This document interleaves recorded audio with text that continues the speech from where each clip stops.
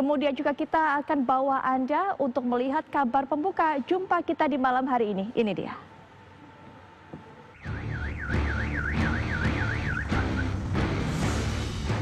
Ruang publik dikejutkan oleh aksi premanisme. Sekelompok orang melakukan penyerangan di kawasan Kosambi, Jakarta Barat pada hari Minggu kemarin. Akibat aksi brutal ini, 1 orang tewas dan 1 lainnya mengalami luka-luka.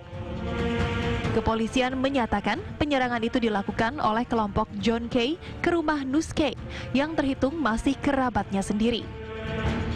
Hasil penyelidikan dan olah tempat kejadian perkara, tim reserse gabungan kemudian menangkap 25 orang yang diduga terlibat aksi penyerangan tersebut. Jadi bahwa kasus ini terjadi pada hari Minggu, tanggal 21 Juni 2020, sekitar pukul 11.30, yaitu terjadi penganiayaan yang diduga dilakukan oleh kelompok John K berjumlah 5-7 orang terhadap kelompok Nus K yang terjadi di wilayah Kosambi, Cengkareng, Jakarta Barat, yang menyebabkan 1 orang meninggal dunia, yaitu atas nama ER. Yang bersangkutan meninggal karena luka bacok di beberapa tempat. Dan 1 orang lagi putus jari tangan, ya. 4 jari tangan terputus karena bacokan atas nama AR. Menurut polisi, konflik pribadi antara kedua kelompok yang berawal dari ketidakpuasan atas bagi hasil penjualan tanah menjadi latar belakang penyerangan. John K sendiri belum lama mendapat pembebasan bersyarat setelah menjalani masa tahanan atas kasus pembunuhan pengusaha Tan Haritantono alias Ayung. Tim TV One mengabarkan. Penyerangan yang dilakukan oleh John K dan juga komplotannya ini memang menjadi berita terpanas, menjadi isu yang dibahas dan termasuk menjadi isu pembuka jumpa kita di malam hari ini. Untuk bisa membahas lebih lanjut lagi, kami akan ajak Anda nanti untuk bisa mendapatkan keterangan lebih lanjut dari Kabid Humas Polda Metro Jaya, Kombes Pol Yusri Yunus, dan juga kita akan berbincang-bincang dengan Mas Reza Indragiri selaku kriminolog. Selamat malam, Mas Reza. Baik, selamat malam. Dan juga sudah bersama kita Kombes Pol Yusri Yunus. Selamat malam, Pak Yusri. Baik, Pak Yusri bisa mendengar suara saya dengan jelas? Bisa, Pak. Baik, Pak Yusri mungkin bisa dijelaskan lebih dalam lagi sebenarnya bagaimana motif ataupun alasan dari para pelaku penyerangan ini? Sampai dengan terakhir kita lakukan pemeriksaan terhadap yang bersangkutan, memang motif yang ada sementara ini adalah bahwa memang si John K ini merasa dikhianati lah oleh Nus K. Ada beberapa yang dia sampaikan, yang dia ini kan, seperti ada satu yang diungkapkan ketika ini, salah satunya adalah masalah uang lah ya, masalah adanya pembebasan tanah di daerah Maluku sana, yang dia merasa bahwa dia belum menerima sama sekali dari Nus K, kemudian sampai dengan saat ini dia sudah meminta tetapi tidak ada sama sekali ada respon dari Nus K. Sehingga itulah mungkin yang menjadi penyebabnya salah satunya yang disampaikan kepada penyidik saat dilakukan pemeriksaan. Pak Yusri, penangkapan telah dilakukan. Bisa diceritakan juga bagaimana kronologi penangkapan dan barang bukti apa saja yang ditemukan dari markas John K ini, Pak? Tadi malam sekitar pukul 20 lebih ya, setengah 9 malam kita berhasil mengamankan sekitar 25 ya Pak di TKP pada saat itu. Salah satunya adalah John K, kemudian sama anggotanya yang lain. Karena memang pada saat kita lakukan penangkapan sempat sedikit ada terjadi benturan, tapi alhamdulillah bisa kita tangani dan kita sudah bukti semua. Dan kemudian kita bawa ke Polda Metro Jaya, kita lakukan pemeriksaan. Total semua 25, kemudian barang bukti yang kita amankan adalah cukup banyak senjata tajam yang memang dia persiapkan pada saat itu. Termasuk dalamnya ada tombak, ada golok, ada juga ketapel, tapi isinya ini ya panah itu ya, ketapel, dan juga beberapa handphone yang masih kita amankan menjadi bukti. Tidak, Mbak. Penyerangan yang terjadi kemarin hari Minggu siang ini sudah direncanakan dengan matang sebelumnya ataukah aksi spontan, Pak Yusri? Dari hasil olah TKP, kemudian ada 20 saksi yang kita periksa, ya, kemudian juga ada beberapa barang bukti yang ada, yang memang bahwa John K dan kelompoknya ini memang merencanakan. Jadi memang mereka sudah memapping, 1 hari sebelumnya sempat untuk mengecek lokasi yang akan mereka datangi, dan juga sudah dibagi tugas masing-masing peran-perannya gitu, oleh pengendalinya langsung oleh Pak John K sendiri. Kemudian itulah sampai dengan terakhir terjadi dalam waktu yang bersamaan di hari Minggu kemarin, satu di daerah Kosambi yang mengakibatkan 1 orang meninggal dunia dan 1 juga luka parah dengan putus 4 jari. Kemudian yang terjadi di Grand Lake di Pondo Tangerang sana adalah terjadi pengerusakan karena tidak menemukan meski di kediamannya, sehingga dia melakukan pengerusakan baik rumah maupun ada beberapa kendaraan roda 4 dan roda 2. Baik, mengenai barang bukti yang tadi sempat dikatakan oleh Pak Yusri banyak senjata tajam, ada juga senjata api, Pak. Statusnya seperti apa, Pak? Apakah merupakan senjata api legal?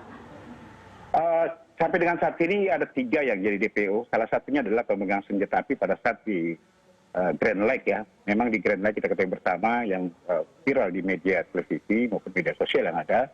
Pada saat dia kembali dari melakukan pengerusakan di kediaman Muski, sempat dihadang oleh security dari Grand Lake tersebut, tapi tetap dia langsung menabrak pagar dan mengenai 1 petugas pada saat itu, security yang tertabrak, serta melakukan penembakan sebanyak 7 kali. Salah satunya adalah mengenai kaki daripada ojol, ya, ojek online yang ada di TKP pada saat itu. Nah, sekarang ini kami masih mengejar terus pemegang senjata tersebut yang memang menjadi DPO, dan barang buktinya belum kita temukan sampai sekarang. Baik, Pak Yusri, mengenai penyerangan yang lainnya yang juga terjadi di kawasan lain selain Cipondo Tangerang ini, apakah memang juga terkait dengan kejadian ini dan dilakukan oleh pelaku yang sama atau komplotan yang sama, Pak? Kosambi dan Tangerang memang satu konstruksi perencanaan yang sama, ya, yang memang dilakukan oleh kelompok John K ini. Jadi memang mereka merencanakan dengan waktu yang bersamaan, 1 tim berangkat ke Kosambi dan 1 tim lagi berangkat ke Tangerang untuk mencari Muski, ya, pada saat itu. Sedangkan mereka sudah merencanakan ada 1 tim lagi yang memang diperintahkan untuk berpatroli di sekitar situ untuk membantu teman-temannya yang pada saat melakukan penyerangan apabila terjadi apa-apa. Jadi sebenarnya 2 penyerangan di 2 tempat ini untuk mencari orang yang sama, ya, Pak? Ya, betul sekali, Mbak. Baik, Mas Reza, ini betul-betul menjadi bahan perbincangan apa yang dilakukan oleh John K dan juga komplotannya ini. Melakukan penyerangan siang hari, sudah terencana membawa begitu banyak anak buah ataupun pasukan, dan juga berani melakukan tindakan-tindakan penyerangan yang kita sudah lihat, bahkan menimbulkan korban, menyerang driver ojek online, kemudian menyerang security yang ada di sana. Mas Reza, melihatnya seperti apa? Kalau saya akan bertanya lebih lanjut ke Pak Yusri, sesungguhnya dengan penyerangan itu tujuan para pelaku itu apa? Apakah sekedar menganiaya korban, ataukah bertujuan sampai mencabut nyawa korban? Itu satu hal. Yang kedua, perlu dipetakan kiranya ketika kita bicara pelaku, di sini ada puluhan orang yang tampaknya terlibat. Nah, perlu dipastikan siapa gerangan yang menjadi pelaku dalam pengertian eksekutor di lapangan, dan siapa pula yang menjadi otaknya, siapa pula yang kemudian punya peran menyembunyikan para pelaku. Demikian pula terhadap para korbannya. Harus dipisahkan antara korban atau target utama dan target sekunder. Target utama, mungkin saya keliru, berdasarkan apa yang dipaparkan oleh Pak Yusri tadi, target utama justru tampaknya tidak mengalami cedera, apalagi kehilangan nyawa. Sementara target sampingan, target sekunder yang justru mengalami nasib naas sedemikian rupa. Apapun itu, penting bagi kita untuk memastikan bahwa ini bukan hanya gesekan atau benturan antara satu individu dengan individu yang lain, tapi sudah menjadi benturan antar kelompok.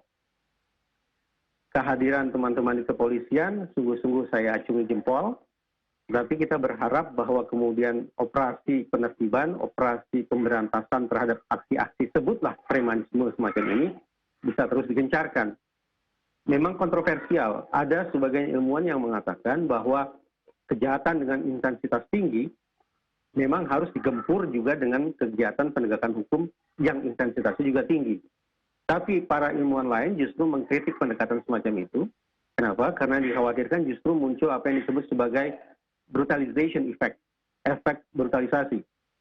Jadi kerja antara pelaku kejahatan dengan aparat penegak hukum seolah-olah berlomba-lomba untuk dengan intensitas siapa yang paling tinggi. Nah, yang dikhawatirkan adalah kalau kemudian eskalasi kejahatan menjadi tidak terkendali, tidak hanya pelaku dan korban yang berbenturan, tidak hanya kelompok-kelompok mereka yang berbenturan, tapi dikhawatirkan juga terimbas ke masyarakat yang sesungguhnya tidak ada sangkut pautnya dengan peristiwa atau situasi semacam ini. Baik, Pak Yusri, terakhir, bagaimana pengamanan saat ini Pak di wilayah TKP? Sampai dengan saat ini sudah kondusif, Pak. Tim dari Polres Bekasi Kota juga kemarin terakhir sudah mengamankan daerah TKP, dan alhamdulillah masyarakat sana pun sudah bisa mengerti semuanya. Sementara masih berproses kelompok ini atau penanganan penyidikan oleh tim Krimum Polda Metro Jaya. Kita tunggu saja bagaimana perkembangan selanjutnya, apakah kemungkinan masih ada motif-motif lain di balik dari semuanya ini, dan juga apakah kemungkinan ada tersangka-tersangka lain, karena ini masih berjalan terus tim Jatan Ras Polda Metro Jaya, Pak. Ancaman hukuman Pak bagi para pelaku? Sementara ini kita tersangkakan di pasal 340 ya. Pertama dibunuh berat penjahat, untuk 340 juga ada penganiayaan, sini dari pasal 1 juga pengusakan, serta Undang-Undang Darurat nomor 12 tahun 51 yang kita katakan. Yang paling terberat memang di sini di ancaman di sini ada sekitar hukuman mati ya, di pasal perencanaan yang ada. Mungkin, Pak.